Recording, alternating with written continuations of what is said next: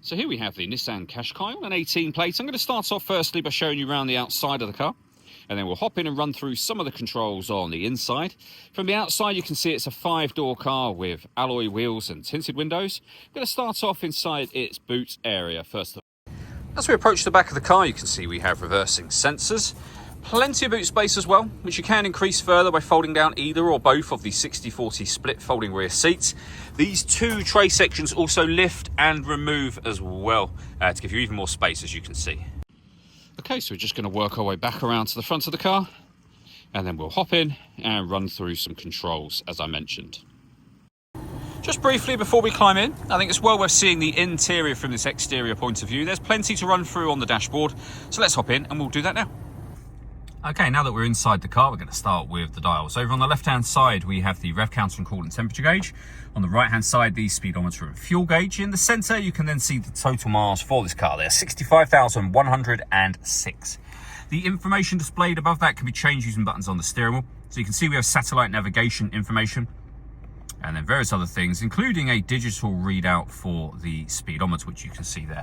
And the buttons that you use to do that are just here. We have our stereo controls surrounding that, phone controls, cruise control and speed limiter all on the right hand side, and then into the centre, the main touchscreen, which is where, amongst other things, you will pair your phone. It's also where you can find the radio. So we have AM, DAB and FM, as you can see, a CD player, auxiliary input and Bluetooth audio.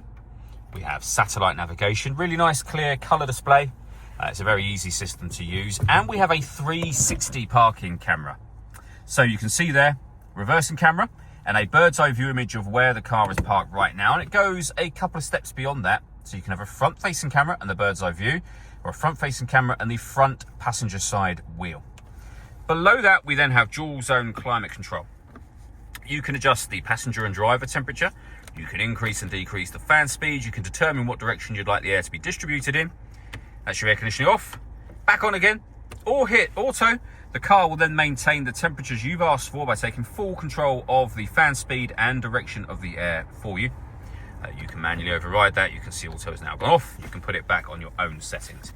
We have a 12-volt charging socket, electronic handbrake with an auto hold function, and then a 6-speed manual gearbox.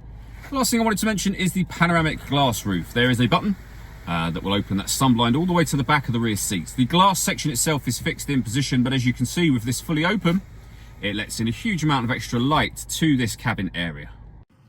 All that leaves me to say is thank you for taking the time to watch this video. If you'd like to come and see the car in person and have a test drive, please feel free to give us a call here at Surrey Specialist Cars. We'd love to hear from you soon.